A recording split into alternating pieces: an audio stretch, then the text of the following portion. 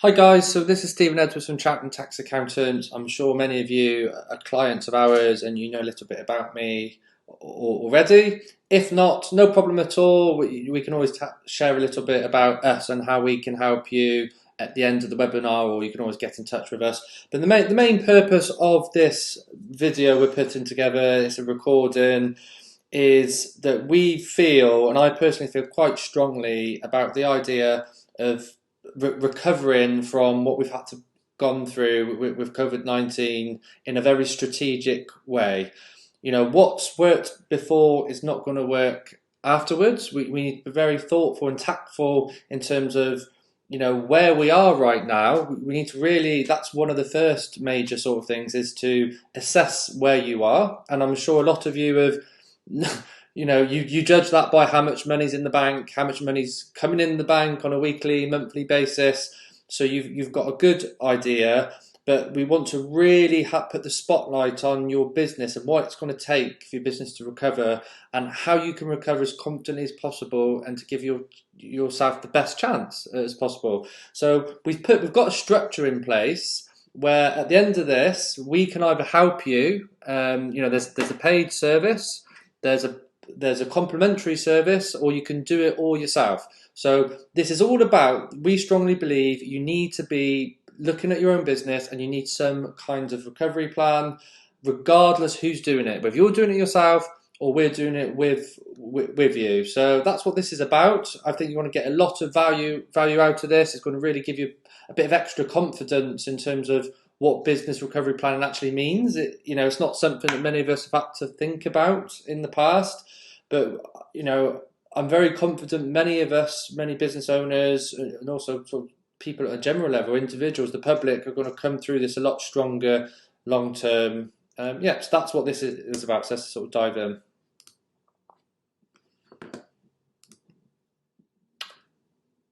Okay.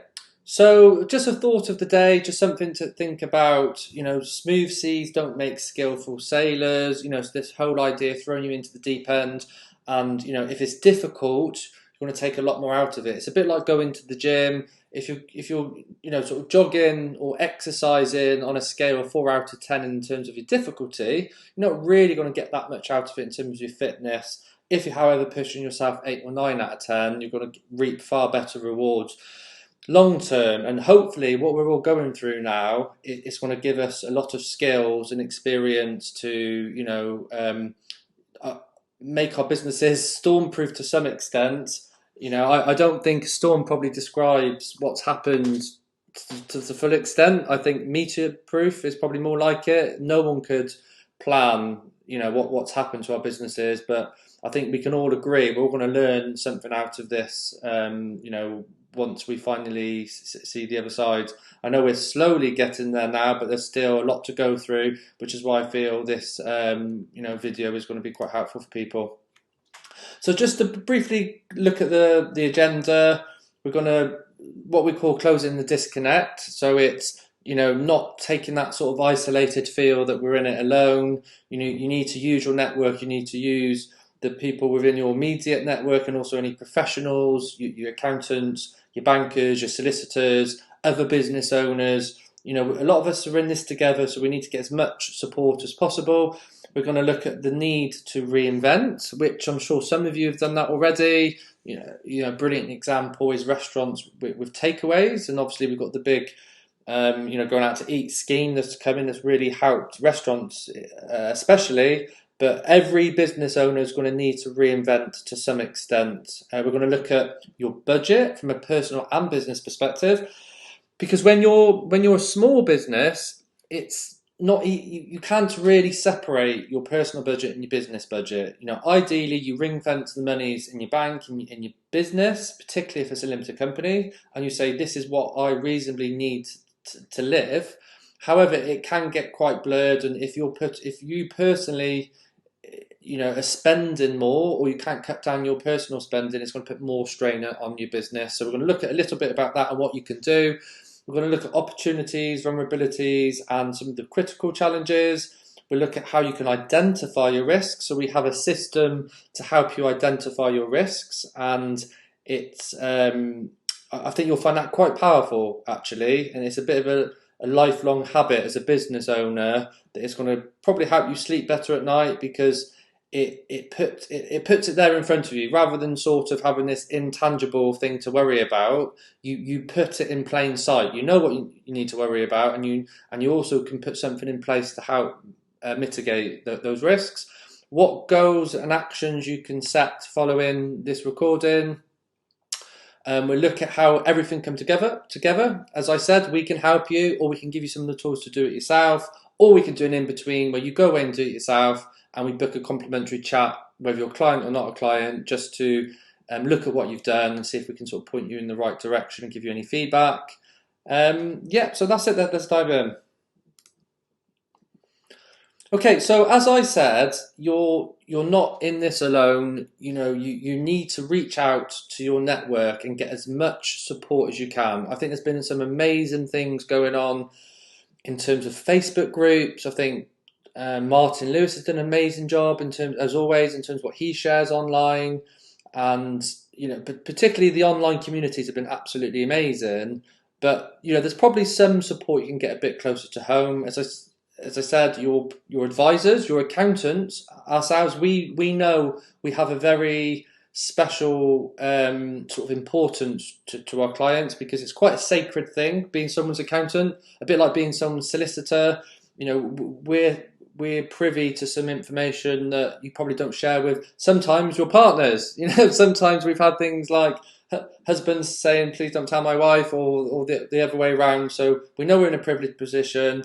And our role in this is to be as supportive as possible. So we are here for you. Our core purpose is to be as approachable as possible as your accountant. So when Cheltenham Tax Accountants was set up, sort of full time officially in 2013, the main purpose was to demystify what it means to be an accountant. We didn't want this kind of stuffy, suited and booted professional with these mahogany desks, and you don't feel very comfortable talking to us or coming to meet us for the first time, picking up the phone, dropping us an email. We want to be as approachable as possible. We are professionals, we're qualified, we're experienced, but we want to be as approachable as possible. Ultimately we are on your side.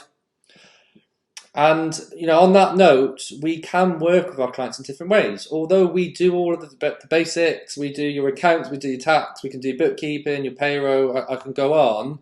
We can work with you in a more sort of partnership manner where we keep in touch and we help hold you accountable. And it comes back to having someone to support you in some way, some kind of peer, some kind of mentor, whatever the support network is. It's important to have something in place because going it alone is a bit like a football team really. If everyone's pushing different directions, you're not going to get the results. And I think we're all in this together. And it's one of the reasons I started the recent Facebook small business marketplace group, was I just feel if we all bump our heads together, that old saying of 1 + 1 = 5 or whatever it is, 1 + 1 = 3, bumping our heads together, we can probably get more powerful results than if you just done it alone, or even if we just done it alone. So take some notes. You might have some BFOs, which is blinding flashes of obvious. I have them nearly every day.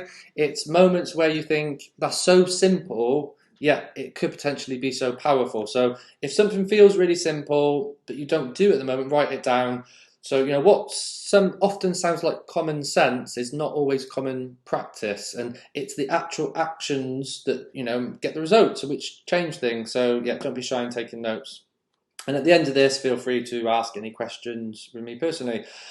So one of the main things to come out of this is businesses need to be different. They need to innovate. If we just stood still and said, right, nothing's good, I can't do anything, my hands are tied, then probably twice as many businesses would have ceased during COVID-19. I know a lot of businesses have struggled, and in some circumstances that's absolutely impossible. But the obvious thing is the move to online. But in this particular example, this one business, it makes travel pillows and it moved into hair clippers. So I don't know if they had a kind of plan or strategy to do that beforehand, but it was an example of being flexible and and innovating. And I think we all need to have a little bit of innovation in us in these times, really, and just be a bit open-minded in terms of what directions our business is heading.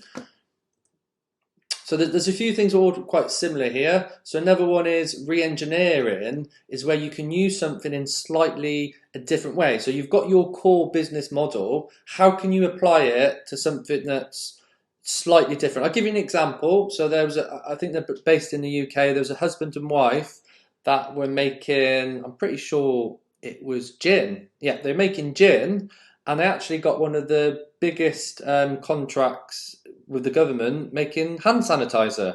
So they realised they can re-engineer the gin to turn it into hand sanitizer. And I don't know if you've noticed, but some places it absolutely stinks, the hand sanitizer, and it literally smells like spirits, because there's a lot of, it is a similar process. And I haven't got all the answers. I can't tell you how you can re-engineer your own business, but it's just something to think about in these times. I know to some extent we're coming to the, hopefully the back end of everything, although I do think the repercussions of this are going to go on for quite a long time once all the sort of finance sort of dwindles down in the future. So although it appears to be the back end, I think it's more important than ever to keep this mindset and have that sort of flexible mindset with your business. Yeah, same sort of idea, adapting. How can you adapt your offering to suit the new norm? So in this example, someone who sells beauty therapy products, they now combined an online service aspect to the products themselves. So if you buy one of their products online, they actually give you a free skin consultation through an online meeting. So it's just another example how you can adapt to the new norm, and try and keep your USP, which stands for unique service point, unique selling point. So what makes you different? How can you sort of move along with these times? Everyone keeps on talking about home working. In our office, we've had most of our tech has been based online already, and we've had homeworking to some extent. But with the larger companies, it's probably fast forward their kinds of planning 5 to 10 years. So they've had to adapt. They've had to put people at home, and we all need to adapt to different extents, really. And the idea of widening your lane, I use the example up here of a takeaway. So restaurants have widened their lane by also offering takeaways. I don't feel they had a choice, to be honest. But there's different ways to widen your lane, basically diversifying your offering. I do think at the moment these are very unique circumstances, but in usual business context, you've got to think, in my opinion, very carefully about trying to do too many different things, because what is the core thing? What do you do best, or what could you be the best in the world at? There's no need in diversifying so that it takes away from your core offering, that you can't even provide that to the same level as you did at the moment. But at the same time, like I said, these are not normal circumstances. How can you widen your offering just to try and get by at the moment? Because let's face it, that there are going to be opportunities at the back of this, but it's all about survival at the moment, and that's what some of the more practical tips and processes I'm going to share in a minute are going to focus on. So we're going to look at your personal budget. Okay, wow, we're going to talk about your personal budget. We're not going to look at it really. So I've done the business recovery plan to myself. It's not a 2-minute exercise. For those of you that are going to want our support with this later on, it's pretty much half a day. And that's once all the pre-work's been done. And there's quite a lot of pre-work as the business owner. And one of the exercises in the pre-work, and I've done this myself, was to put together your own personal budget. Going back to the cash in your bank, I know a lot of people know they've got a rough idea what their expenses are, but it's more important than ever to create some kind of personal forecast, personal budget. Did you or do you still need that mortgage break? Is there an opportunity to refinance? Can you cut certain memberships? Can you cut certain direct debits?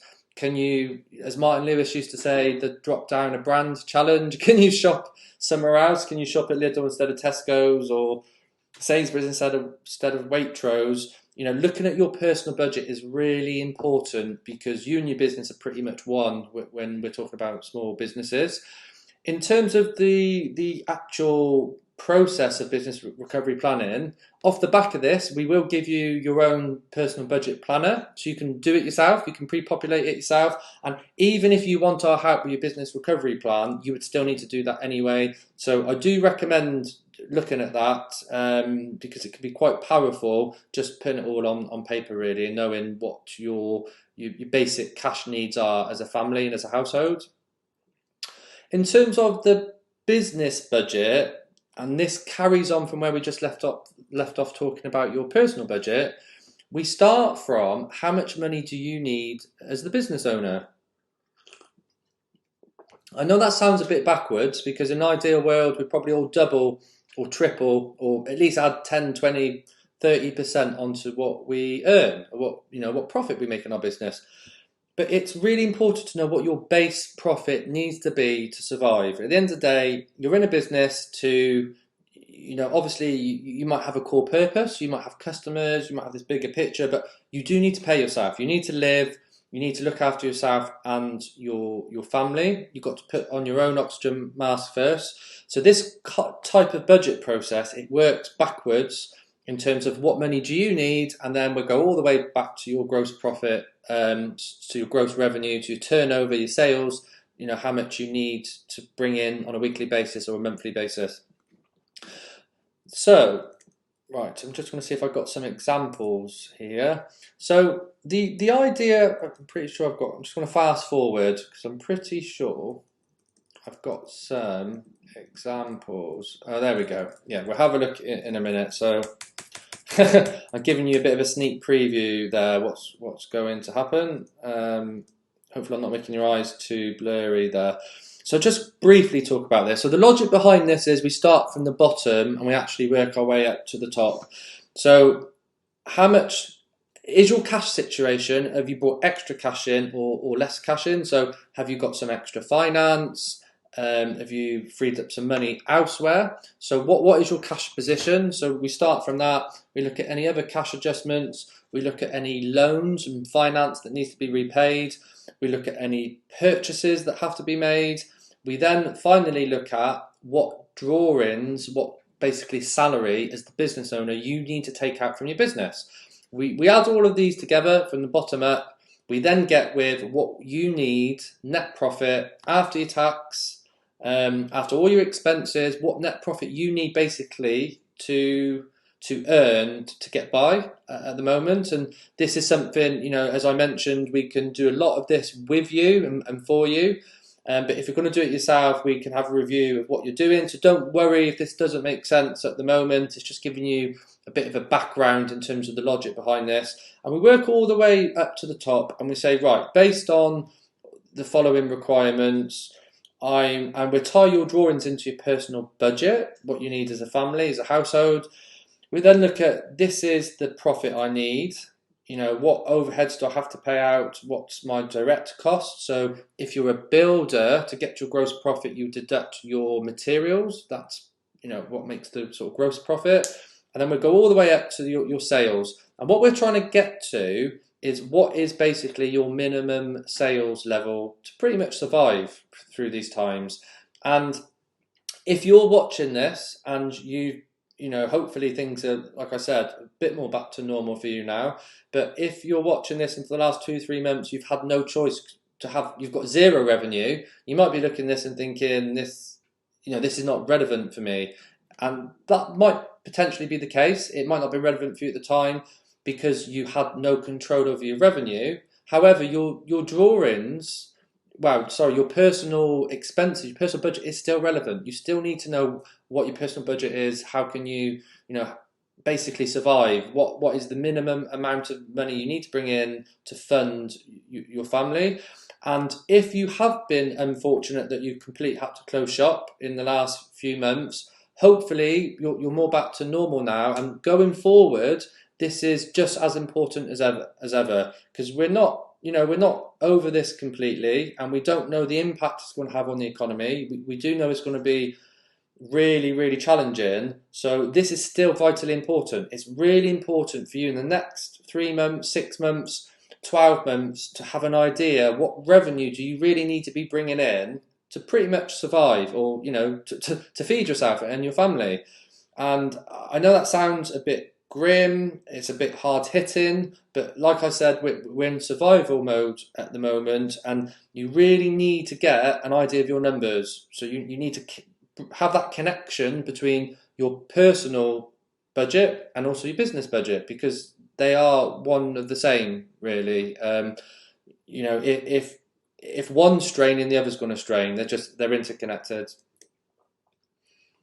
So in terms of what to measure, there's all different things you can measure. One of the most vital things we measure is cash in the bank. But you should use this as an opportunity to really drill in to what's the heartbeat, what's the pulse of my business financially, or from a reporting perspective. So there's some examples here. Revenue is always a big one, because at the end of the day, without the cash coming in, it's very difficult for any business to survive.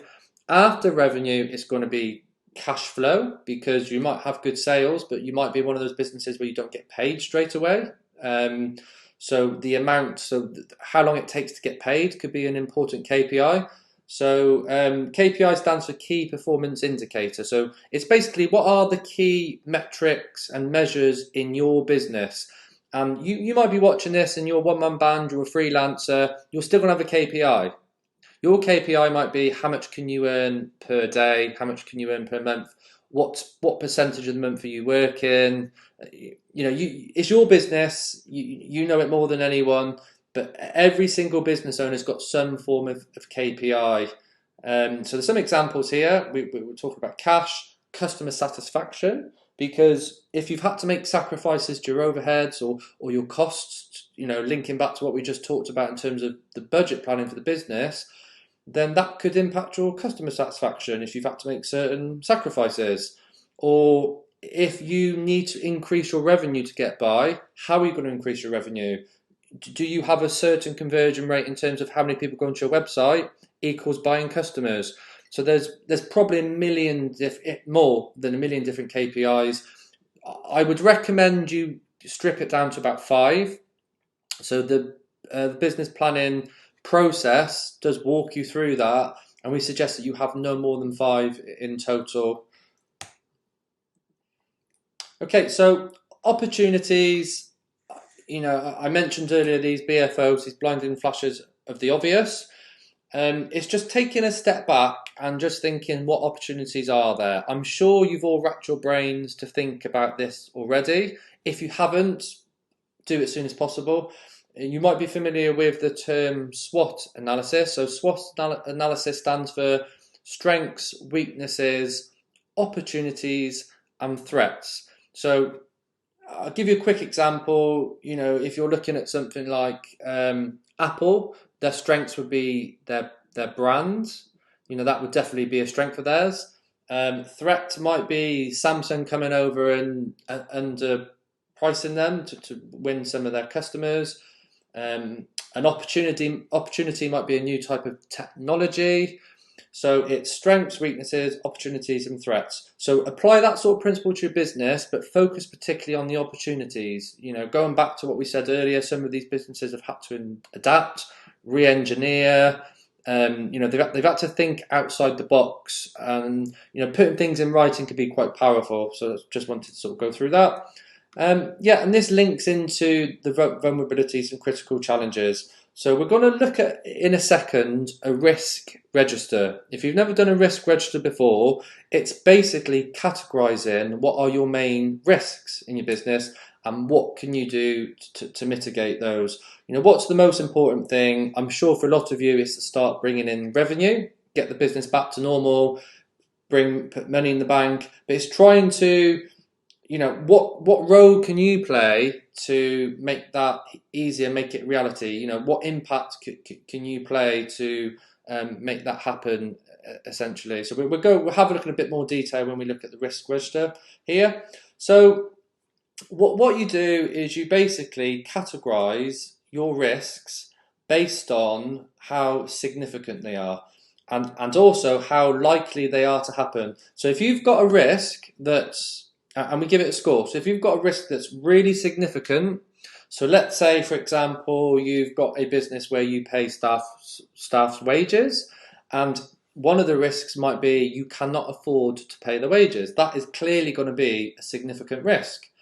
And then you look at how certain is it likely to happen. So if it's almost certain to happen and it's significant, it's in the top right corner, it's got the highest risk rating it can get, 25.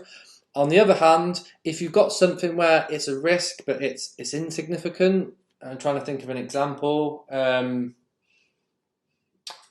Let's say you can't afford to pay a very small supplier. So you've got a supplier that's very small and it's not actually that essential at all. So it's quite an insignificant risk and it's unlikely to happen. You want to give it 2. So, if you're prioritizing your risks, up here, this particular risk is going to be far more important.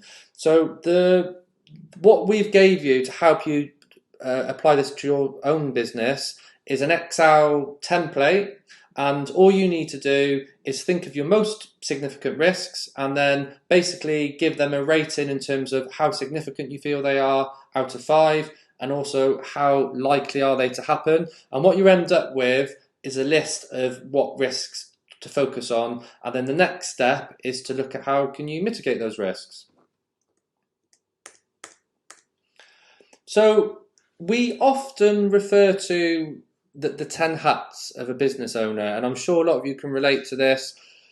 If you run your own business, you probably get dragged into all different things, even if you have staff. If you don't have staff, then you certainly are doing lots of different things because there's only you. But even if you do have staff, I'm sure you're probably the marketing person, the finance person, the HR person, probably the cleaner sometimes, and you do lots of different things. There's 10 main hats you wear in your business. Here's a few of them on the side. We've got the sales hat. It's essentially a department. If you're a big business, you'd have a sales division, a marketing division, an operation division is delivering the services. You'd have the finance division or department. You'd have your product development. You'd have your leadership team. You'd have your governance. So what you need to do, and we're giving you the template for this at the end of this video, is you need to look at all areas of your business. So for example, it's not on the list at the moment, but IT. What is the risk of IT at the moment? It could be that you don't take advantage of some of the new technologies and you fall behind. I'll give you an example actually. My wife and myself, we went to the Plough in Cheltenham on the weekend, and they've done a good job of the whole COVID-19 thing. It said come in, wait here, and then we'll give you a table. But there was nothing about how you order drinks. So we had to basically flag the people every time we wanted a drink, and it was a weekend, so we probably had one more than we should have. So we had to flag down the waiter or the waitress to get a drink. And my wife said, oh, surely you'd think they'd have one of these apps where you can order it on your phone and they bring it to your table. And that's what Boston Tea Party does. If you've been to Boston Tea Party recently, obviously it's all half price Monday to Wednesday, so take advantage of it. But if you've been to Boston Tea Party, and I'm sure there's other restaurants that do this, you basically go onto their website, look at the menu, make an order, and pay for it on your phone, and it all shows up at your table, which is brilliant, and it makes sense. They've moved with the times. So going back to the risk register, the Plough, the pub, that their risk from an IT perspective, and also maybe from a customer service perspective, if they don't move along with the times, they haven't invested in that app, and I'm sure there's reasons for that because they maybe don't have the resources, whether it's time, knowledge, or finance. But just trying to give you some examples of the different risks in your business. Technology, there we go.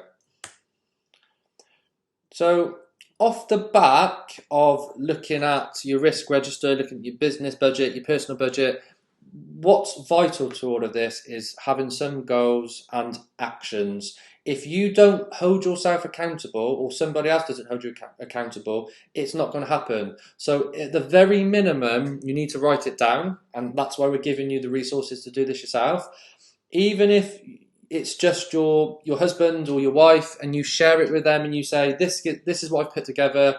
This is what I've identified I can do to help mitigate and recover as best as I possibly can with my business.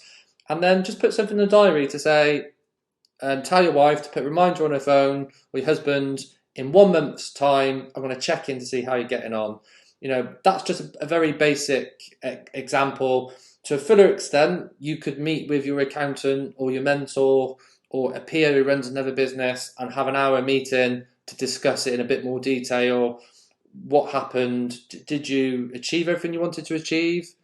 If you didn't, why? What's the impact of not achieving that? And what can you do differently sort of moving forward? So really important. We'll have a look at some examples in a second.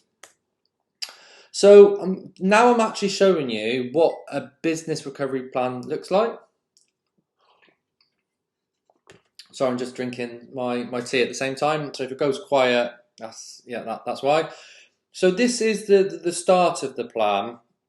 And it's just a bit of a summary of what's happening in your business, stripping it down to what are the main things that's happening, to summarise what's happened to your business really. So if you can pause the screen, pause the video, have a little read of that, and I'm sure you could easily summarise what's happened to your business, in the last 3 or 4 months in 1 or 2 paragraphs. So that's what the executive summary is. So there's different steps to the business recovery process, and what we end to get off the back of this, I'm just going to fast forward, is basically pretty much a 1-page document. We help people do their business plans, and I've seen some people's business plans and it's 20 pages. If you've got a business plan with 20 pages, it's very unlikely you're going to go back and you're going to look at it. There's just too much to digest. There's too much information. You've probably even padded it out to start with. So we're big believers in an annual 1-page business plan, and this is very similar. There's a lot of it is the thought that goes into it, but the end result should be very simple. You want to walk away very focused, very confident, exactly what you need to be doing. And we don't feel having 10 pages of figures and text is going to help you have a plan moving forward. It needs to be as easy as possible. So it's just, get into the main important areas of how you're going to recover in your business. So we talked about this early on. You will have a personal budget planner, and we've got that in an Excel format. You would put that together for the next 6 to 12 months, and you'll even take a 3-year view of where do you feel you're going to be in 3 years. And you'll look at your personal requirements, and you'll literally get a figure for your personal cash flow. How much money do you need to survive in your household? And then we can also then look at the business side of things.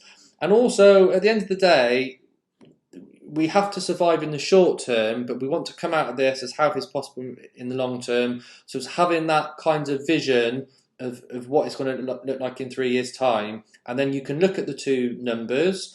And this is just a pure example that's been put together. You can look at the numbers, and you can look at the sacrifices that maybe you have to make at the moment, because obviously things are completely different. So this is quite an important one, really. It's not just about money, it's about your role in the business. Personally, I'm an accountant. I'm speaking to some of you as your accountant, or you've got Richard and Simon, Lindsay or Angela that probably dealt with you, deals with you most of the time. But I am an accountant, but I'm also a business owner. So you're watching this as a business owner, I'm a business owner, and I can relate to this quite a lot. The role and your hours of work is, how is that going to change? And have I mentally accepted that something's going to change? And a lot of people just dive in, and if you work for yourself, sometimes you feel that you don't have any choice. But it's being conscious of this. So, I think this illustrates the power of being conscious of this actually, because you might have no choice but to work 45 hours a week at the moment and only have 4 weeks holiday in total. You might normally work 38 hours a week. That might be the case. You have no choice. And you might be thinking, what is the point in me writing that down, because I know I need to work these hours, or it doesn't really matter how many hours I need to work. I just need to work and get it done. But by writing it down and also looking forward into the future, you're giving yourself something to look forward to. You're giving yourself a plan, a vision, your goal in 3 years. might be to get it back down to 40 hours, to 35, to 30, whatever the hours are for you. It's having a plan in place and having that intention. If you don't have this intention of something to work towards, it's far less likely to happen. You're probably just going to end up working whatever hours comes your way. So I think that's quite an important one. The other area which is important is your role within the business. So as I said, I'm a business owner myself. My role has changed in the last 4 months. We've had staff furloughed. We've had to be a bit more sort of proactive in terms of communication. We've had to keep up to date with everything. We've provided far more ad hoc services and support to people. So my role has changed. I'm sure lots of your roles have changed. But again, it's having that vision and that plan. What you might have had to adapt right now to survive and get through this. But how would you like your role to change again in the future? Is that going to happen in 1 year's time, 2 years' time, 3 years' time? So part of the business recovery process is just basically putting a plan together. That's all it is. And it's just breaking down the components in terms of how much money do I need personally? How much money does the business need? How is my role going to change in the short term, in the medium term, in the long term? It's just having a bit of strategy behind it, really. I'm sure a lot of you have looked at this already. So you could argue it's 2 or 3 months late because you might have looked at the the bounce back loan, or you've looked at some form of refinance, overdrafts. I'm sure you've gone through the furloughing, or if you've been entitled to a grant, you've got your grant. It doesn't mean this isn't important. So one of the other things in the pre-work, and I recommend you do this if you're going to do it for yourself, but if we're doing the business plan for you, we probably can't really do it without it, is putting together a cash flow forecast, completely separate to the business recovery plan. In an ideal world, let's forget how much effort and work this is for a moment. In an ideal world, you would have a cash flow forecast of your business for the next 12 months. And I know a lot of you are thinking, I don't know where to start. And that's fine. But it's having a go, at least, attempting to put together, even if you're going to do it yourself, your own cash flow forecast. A starting point would be, what did my results look like for last year, for my last set of accounts, and how do I anticipate that being different?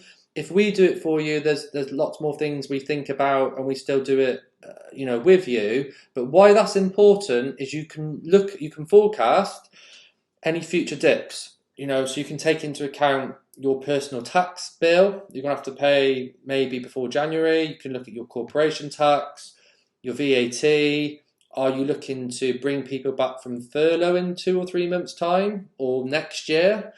Are you looking to change your rental arrangements? Whatever it is, it's not gone away. The potential to assess your finances. Just because we've got a lot of this assistance at the beginning. Some people got grants, we've got the furlough claims. People got bounce back loans. It doesn't. If anything, I'd say it's even more important now to have an idea what your finances are going to look like moving forward. Because I'm not trying to paint doom and gloom picture, but if the finances are not rosy, you want to know that now, not in 12 months' time. So I think it's really important to know where you are. You want to assess your situation. You don't want to make it any worse than what it is. You don't want to look at it any better than what it is, but you want to really assess your situation for where you are now. And that's one of the things we would look at in the business recovery plan. Or as I said, you can do it yourself. And then what we move towards is a forecast. So we looked at this previously, and we said we start from the bottom and we work our way up. There we go. So there's the bottom of it. And we put that into a plan in terms of what revenue do you need in your business, what profit do you need. So the starting point is to have the annual column. So you would create, what revenue do I need for the year? What profit do I need for the year? What do I expect my overheads to be? And then what you can do, and this is where the forecast comes into play, is you can have an expectation the next 3 months, the 3 months after that, and then so on for the rest of the year. And it gives you something to work towards. If you're, then you can identify to say, actually, I've done really well. In this example, it might be that you're expecting 150k in the first quarter with these sort of numbers, but you do 160. That 10k is probably huge. It's more huge if you've also controlled your overheads. So it's having something to work towards, a framework. But the most important thing is first creating an annual picture of what you expect your numbers to look like. So I'm not going to go into super detail, but I want to demystify what the actual end result looks like. We're just summarising some key numbers for you personally and for your business, and essentially holding you accountable and giving you some sort of framework to work towards. Okay, so now we move on to some of the slides we looked at early on. What are your KPIs? So in this example for this business, debtor days. So debtor days, if it's a new concept to you, it's where you don't get paid as you go along. You're not a cash business, so a hairdressers or a retailer or a restaurant, they're cash businesses. They generally won't have debtors. If you're a business where you raise an invoice and then your customer pays you in 2 weeks, a month, 2 months' time, you're going to have debtors. It's people that owe you money, basically. So if your revenue was £365,000 a year, that would be £1,000 per day. That is the equivalent of your revenue. If you had £45,000 owed to you on average, that's the equivalent to 45 days. So hopefully that makes sense. If you do £1,000 a day on average, you're owed £45,000. That's 45 days.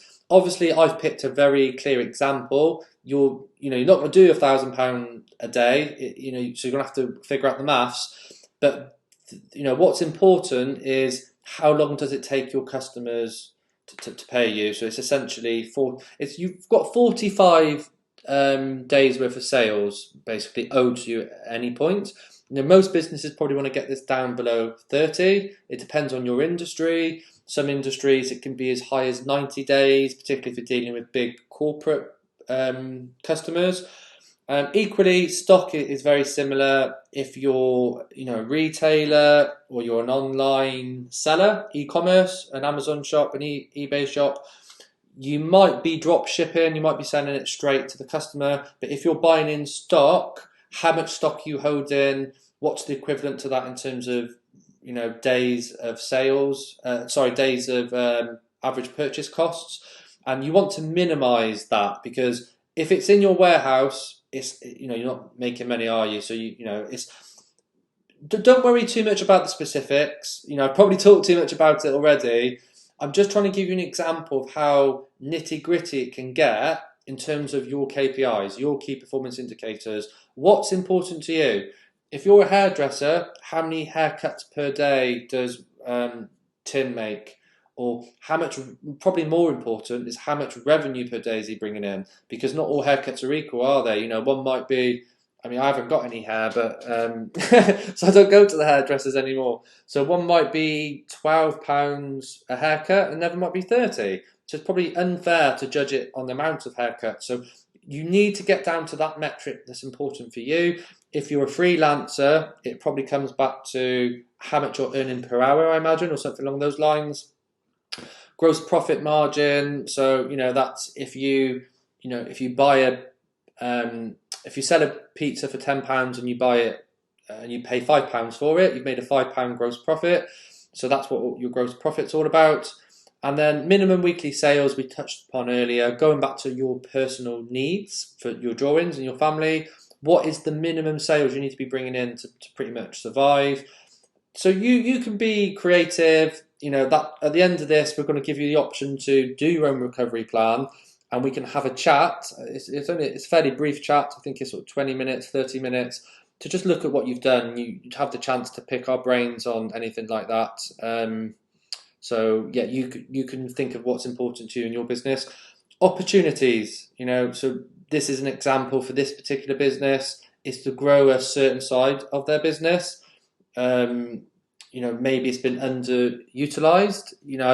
Only recently I was watching. I do recommend it. Actually, it's a really good watch. I don't know what it's called, but it's about how Disneyland started for the first time.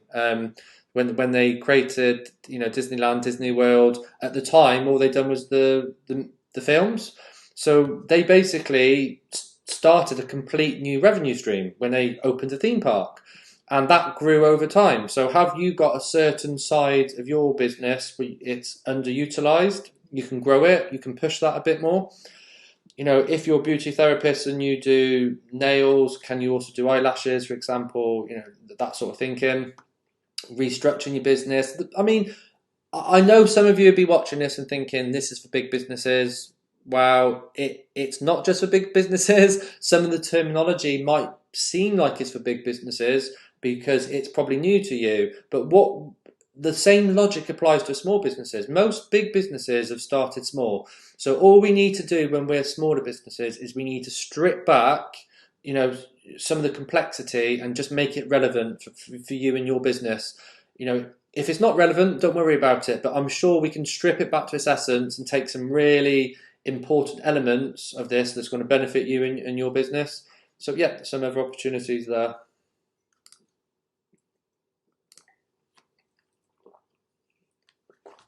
So they're looking at vulnerabilities, and this would link back into your risk register that you put together. Cash flow, that's going to be the same for nearly every single business at the moment. A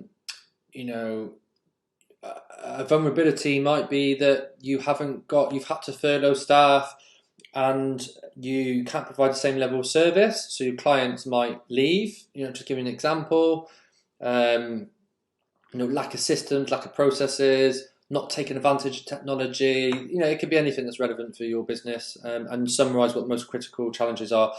So the most important thing with this is you end up with this 1 or 2 page plan that just summarizes everything. And there's a lot of work that goes behind the scenes. Whether you're going to do it or we're going to do it, there's no getting away from it. It was a lot of work for me doing my own business recovery plan, and it feels very difficult. But what I will say is the more you do it, the easier it gets. The more practice you get in this sort of stuff, the easier it gets. It just becomes second nature, and you end up stripping things back, making it work for you. The big thing is having a strategic sort of outlook of the future, not just letting things happen. But ultimately what we end up with is something to give you a bit more confidence and make it more of a reality where your business is heading and how can you sort of steer it in the right direction. So then, and I won't dwell on this, but this gets really specific, is you can look at your risk register and you can look at each kind of department in your business, just but not applicable, skip past it if you feel it's not relevant. Leadership team, it could be husband and wife. If it's the two of you, what's the risk? It could be no accountability. You're not meeting with each other. You're not discussing, the business, the direction, or the business performance. Sort of governance is who's holding you accountable for certain things within your business to make sure you're steering in the right direction. Product development, who's coming up with these new ideas? How are you going to increase your revenue stream? How are you going to grow the business, widen your lane and diversify the business? HR, if you've got staff, these are really, really important times, challenging times, for your staff. We're all human. Have you checked in with your team? I'm sure you have, but don't take anything for granted. It is a risk, having staff at these times. There could be the risk that there's a lot of compliance and red tape going on at the moment with all the new rules around furloughing. There could be the risk that you don't seek the correct advice in terms of the legal side. That could be a risk. So I'm not here to give you all the answers. It's your business, and even if we do the business recovery plan with you, we still won't be giving you all the answers. All we'll be doing is challenging you to make sure you come up with the answers yourself. And like I said, we bump 2 heads together and potentially get better results. So yeah, you can pause the screen, have a look at some examples of this. Does look like a slightly bigger business. I'll be honest, this is a bigger business, so you don't worry. You don't have to come up with exactly the same examples. You just need to try and apply it to your business. So marketing, the risk might be that you're not bringing in new customers. So you can mitigate that by doing more Facebook posts or more Facebook campaigns or more Google AdWords. Just trying to give you some sort of examples.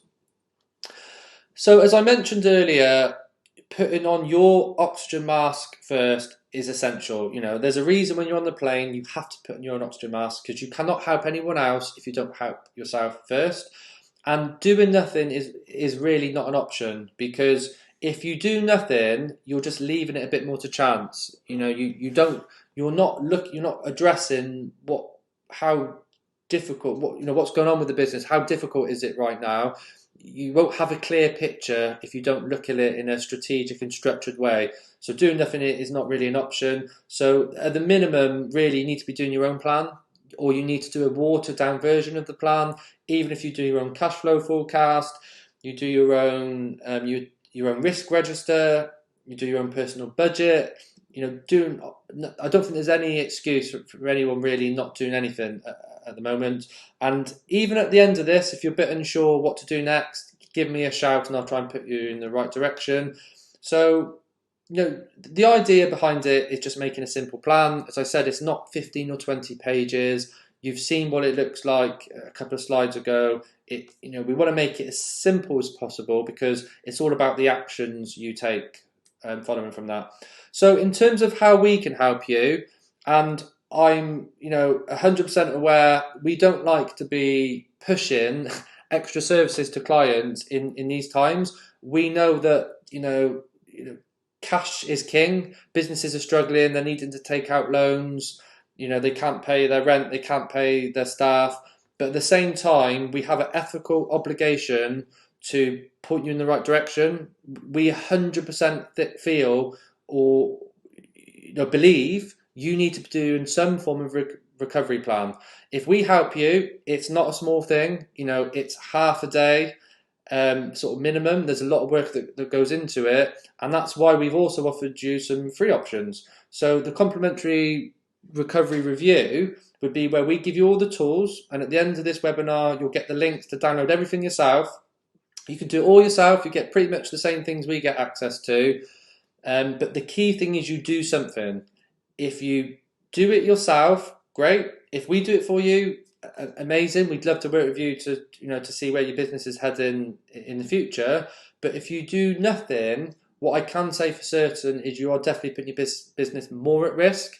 And I know it's not easy to find 4 hours. And to be honest, if you do it properly, it's more than that. It's probably going to take you a couple of hours just to put together if not longer, to put together your cash flow forecast, your personal budget planner, your risk register. So even if you sort of put aside a day or two to do this yourself to your business, I can guarantee it'll be time well spent. It'll give you so much more confidence. I've got a lot more confidence in my business because I've written down what those risks are. It's not going around my head replaying, and I'm not making it any bigger than what it is. I'm not making it any smaller than what it is. I've got it down on paper. I know what my risks are. So that is the main thing, is having some plan.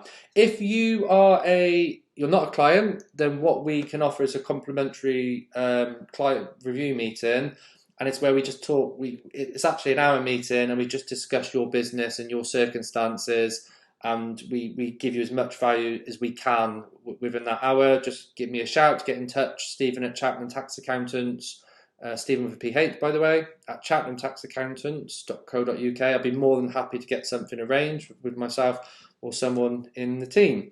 So this is not live, so you can't ask me questions right now, but feel free to drop me a message on the Facebook group or email. So again, my email address is stephen at cheltenhamtaxaccountants.co.uk. I'm more than happy to answer any questions you've got. As I said, I'm going to be sharing the resources with you at the end of this video. So if you are going to do your own business recovery plan or have a go at certain elements of it, so you might just pick and choose. The main thing is you do something. Like I said, doing nothing is not an option. So even if you just do your personal budget, your cash flow forecast, and your risk register, that is far more powerful than doing nothing.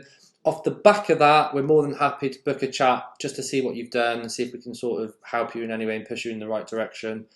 Yeah, okay, so yeah, the parting thought really with all of this is, this is the new normal. We are in the new normal now, but you can help create your own new normal. So I think it's a really good opportunity to change some of the things you've been doing, to do them better. If you've never been in the habit of planning before and you start putting in some sort of process to do some sort of business planning, that is an improvement. You are increasing the chances of your business recovering and being even more successful in the future. Whether you, like I said, whether you re-engineer, you innovate, or whatever you do, we all need to adapt really, and we're all finding the new normal for ourselves and for our business. So that's it. I don't know how long I've talked for. I'm sure you're sick of my voice now. I don't know what time of the day it is you're watching this, Ivy. Probably, ready for your dinner. I mean, I'm recording this at 5 o'clock at the moment this evening, so I've timed it quite well, to be honest. It's time to go home. But yeah, thanks everyone for watching, and I'm more than happy to answer any questions you've got later on following the video. Cheers, guys. Thank you.